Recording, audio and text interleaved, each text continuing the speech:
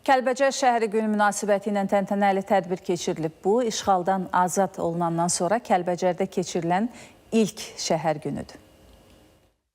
Bir tərəfdə uşaqlara göstərilən teatr tamaşası, digər tərəfdə Kəlbəcərin gözəlliyini əks etdirən fotosərgi. Kəlbəcərdə əsl bayram havası yaşanır. İşğaldan azad olunandan sonra keçirilən ilk şəhər günü rəngarəng bayram tədbirləri ilə əlamətdardır.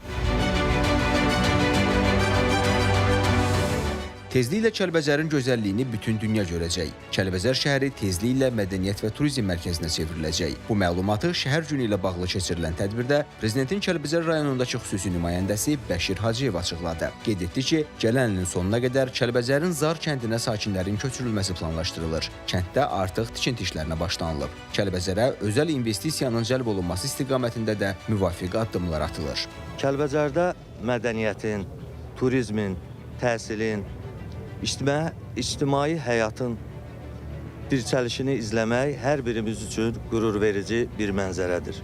Təbiətin canlı muzeyi sayılan Kəlbəcərimiz bərpa olduqdan sonra ən gözəl və ən inkişaf etmiş mədəniyyət və turizm mərkəzlərindən birinə çevriləcəkdir. Şəhər günü ilə bağlı keçirilən tədbirdə ziyarətçilər üçün qida və istirahət güşəsi yaradılıb. Burada qonaqlara Kəlbəcərin milli təamları, bölgənin dağ bitkilərindən dəmlənmiş çaylar, keyfiyyəti ilə seçilən Kəlbəcər balı təqdim olunub. Görürsünüz ki, bu ətrafda böyük bir qələbəlikdir. Biz Azərbaycan mədəniyyətini və Kəlbəcər lokal mədəniyyətinin bütün sahələrini əhatə etməyə çalışmışıq.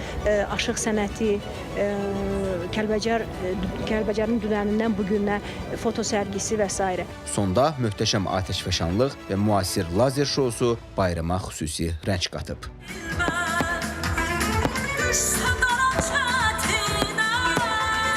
Əhməd Məmmədov, Mədinə Niknəcad, Ülfət Bayramov, ATV Xəbər, Kəlbəcər.